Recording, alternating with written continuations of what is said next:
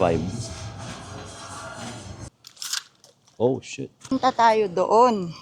Bangus, Galunggong. So what's up? Good morning guys. Nandito kami ngayon sa Shell. Magpapakarga lang o magkakarga ako. Kasi punta kami sa isang Mexican restaurant spot dito sa amin. Magla-lunch lang. Tapos, magpagasolina lang. Tapos, diretso na tayo doon. What the fuck? Nalilito pa. Medyo nalilito. Boblax. So ngayon,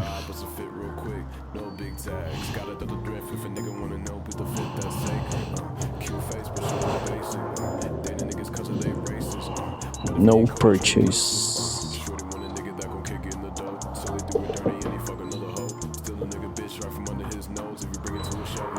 Yan, mag 93 octane tayo para swabe.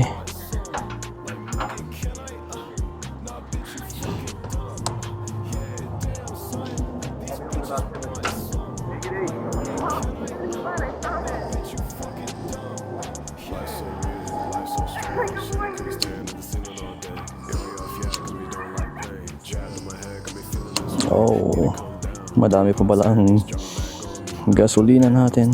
Pero mas mabuti na rin yan kaysa maubusan tayo sa gadaan. So ang nakarga namin is $3.67. $3 lang.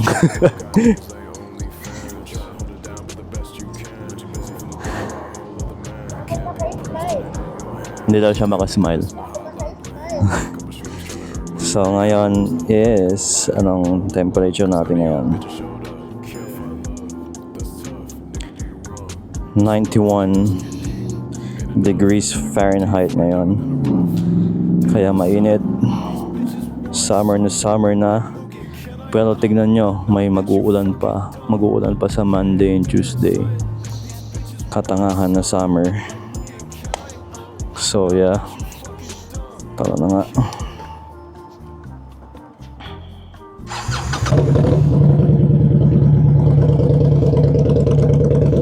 Sige, sakay ka na muna.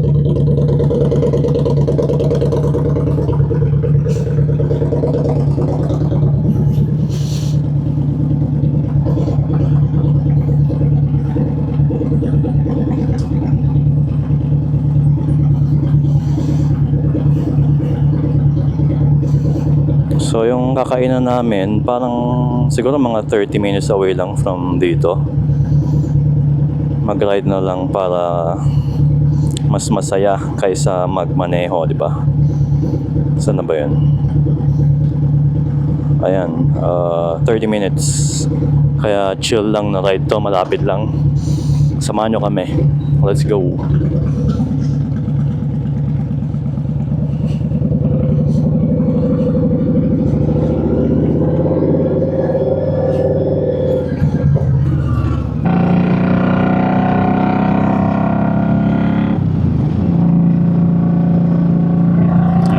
Couples din na nakamotor na dumaan.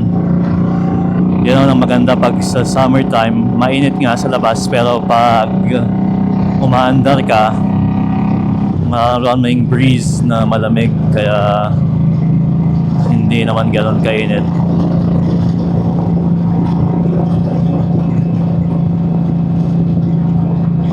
Ay, may ulit doon, rider.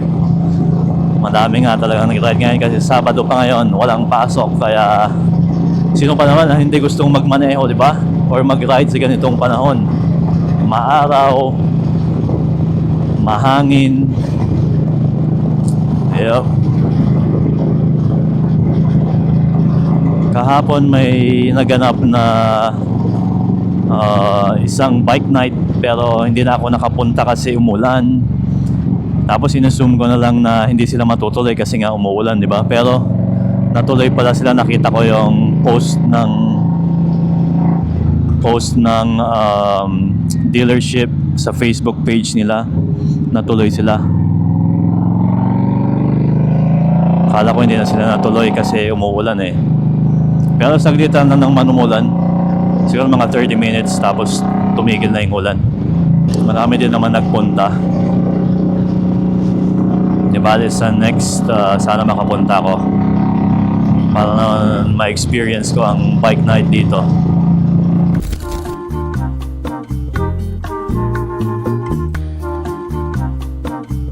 Yeah. Cooped up, couldn't cook up. Told little shorty, then I'm trying to see something. Pretty please, I'm riding on the dick like a seesaw. Yeehaw, running around town, I'm a big dog, jigsaw. Got them all looking real stumped, looking big, don't talk shit, nigga can't talk. Fuck, nigga, opposite fit real quick, no big tags. Got it at the thrift, if a nigga wanna know, please the fit that's sacred. Cute face, but she look basic. Dating niggas cause of they racist. What if me and Cody trade places?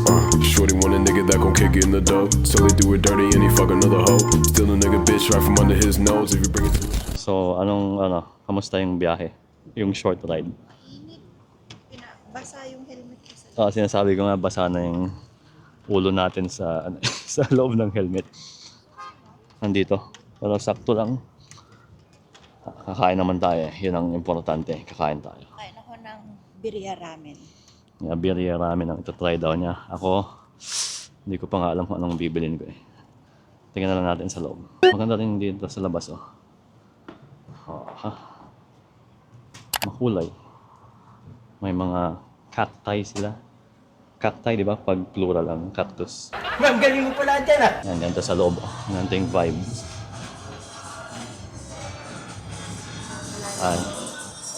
Yan, ganito. Maluwag din. And those two. Yes, sweet.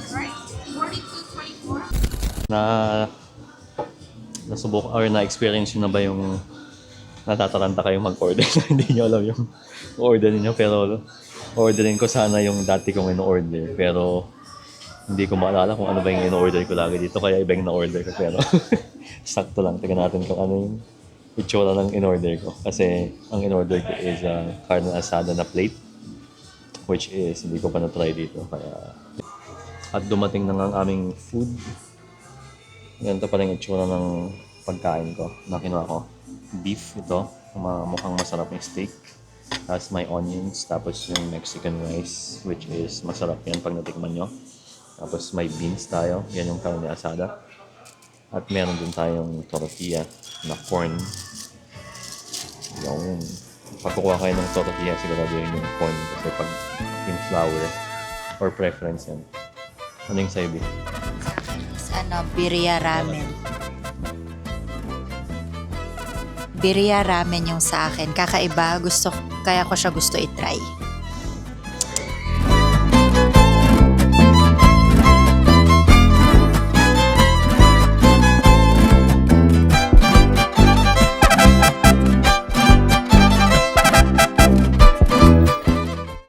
At tapos na kaming kumain. Solve ba? Solve. Hindi ako makaburp. Busog na kami. Maanghang pa rin sili nila. Nasubukan nyo na ba yung sa sobrang anghang sinisinok ka na? Mukha ko lang yun. Sabi ko pag sa sobrang anghang tapos sinisinok ka na, mukha ko lang yun. Sobrang busog namin, nakakantok na. Kaya ka lang ba yan sa helmet, no? Parang mataas. Oh! Oh, sorry. Natusok ko.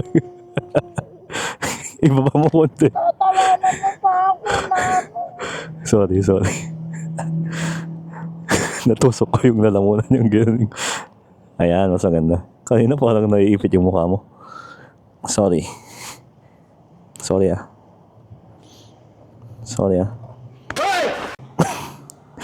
So yeah, tapos na kaming kumain. Siguro uwi na kami. Wala naman kaming madadaanan, ha? Wala naman tao. So yeah, uwi na lang kami. Tapos tingnan natin kung saan tayo dadalhin ng vlog na to.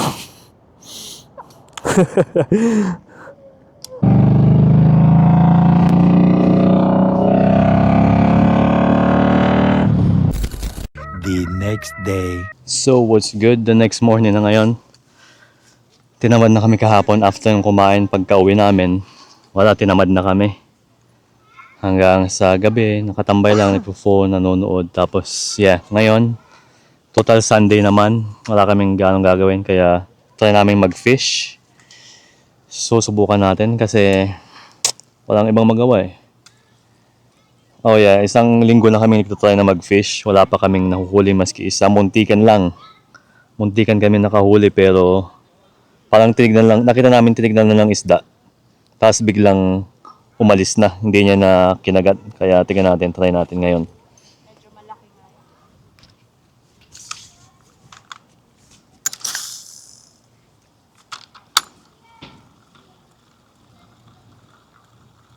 Hindi pala madaling mangisda dito. Nakailang bato na kami dito. Wala pa rin.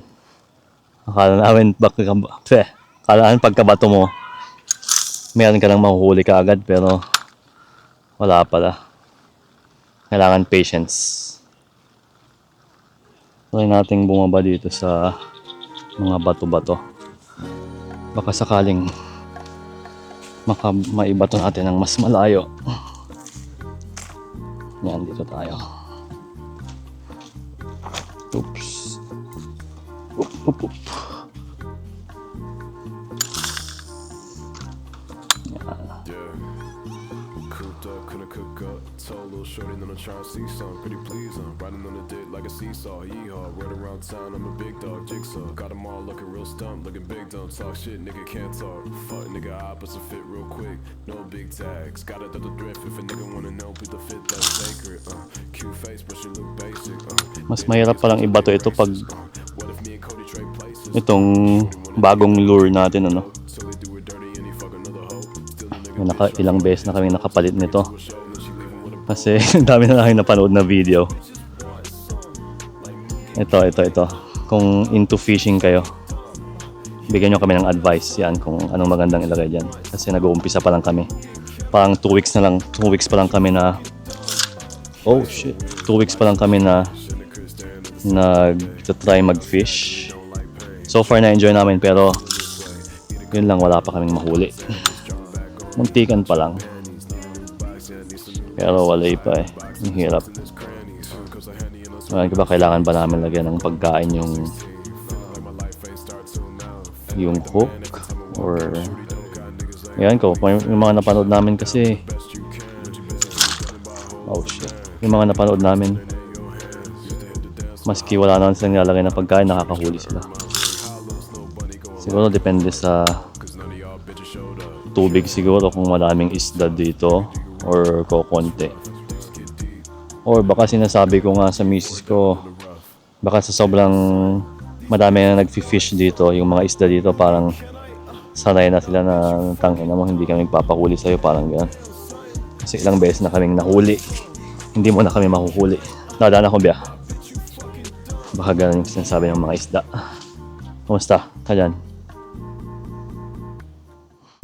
Pag makasampung bato na ako, wala pa rin. Try nating lumipat para makahuli naman. Sayang dito. Dito kami last time dito kami. Tapos binato namin dito. Tapos nung nire-reel ko na, nung hinihila kong, nire-reel ko na yung linya. May sumilip, parang dinikitan lang ng isdang ganon. Siguro mga ganito kalaki. Dinikitan lang ng ganon. Tapos hindi niya kinagat yung yung pain namin. Tara, punta muna tayo dun sa kabila. Dito may akyatan. Sa kabilang lake tayo. Sumubok mamingwit. Baka sakaling dun tayo makakahuli. Dahil desperado na kami makahuli. 2 weeks na kami nagtatry. Wala pa rin kami nahuhuli. Pero part of the game yun. Hindi naman perfect lahat, di ba? Paghirapan. Subukan natin mga isda. Bangus, galunggong. Ayan. Tsaka Ar-arusip. yung kadamihan dito, lumot ang nakukuha na. Medyo madumi yung tubig dito. Pero talagang natin magbato ng ilang beses tapos pag wala talaga, tara, lipat na lang ulit tayo. Tingnan nyo ang dumi dito. Kakatapos kasi nung ulan nung nakarang ilang araw. Kaya medyo madumi. Subukan pa rin natin, baka meron tayong mahuli. Malay natin.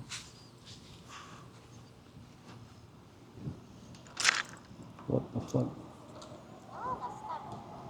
Na-stuck? Oh.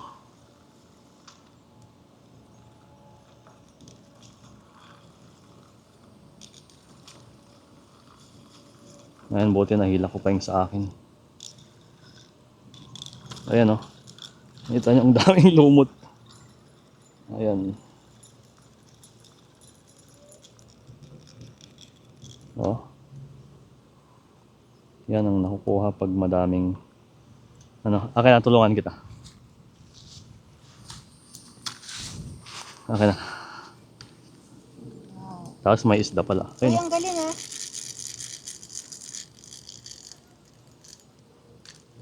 Ay, wag na tayo dito. Alis na tayo. Ay, saan na? Ay, ito. Di pa lang tayo. Wala, pangit pala dito. Walay pa rin kaming nahuhuli. Bumalik kami dito sa unang spot namin kanina. Pahirapan pa rin. Talagang mahirap makahuli. Talagang kailangan may tawag doon. Kailangan may patience ka. Talaga. Baon ng madaming pasensya. Kasi hindi talaga. Buti sana siguro kung sobrang dami ng isda dito, no? Pero ewan ko, baka kukunti lang yung isda siguro dito. So, minsan try din namin pumunta sa ibang lakes na malapit dito sa amin. Baka sakali doon may mahuli kami. Kung palubag-loob man lang. Although masaya din naman. Siyempre bagong experience namin to. First time namin mag-fish. Oops. And then dapat tama rin yung pagtapon mo. Yung timing.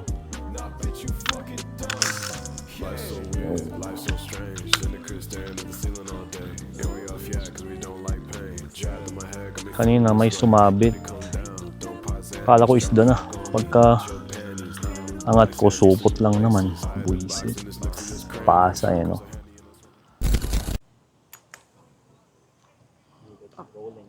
Pagod na ako. Pagod na ako. Nauuhaw na ako. Ay, nako, mag-iisang oras na kami dito. Punyemes, lapa kami ring nahuhuli. Init pa. Mga sumisilip-silip yung mga turtle. Di naman nila kagatin yung bait namin.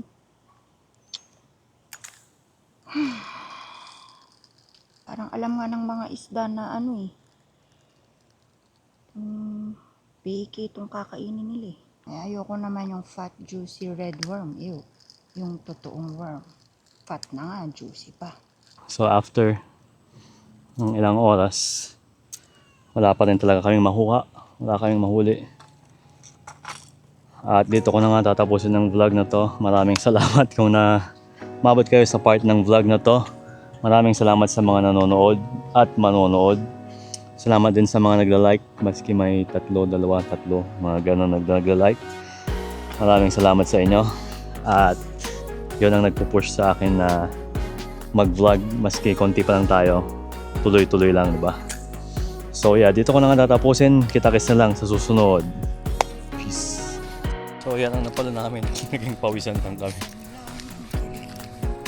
Pawis na pawis, sobrang init. Pero nonetheless, naka-enjoy din kami na mag-fish.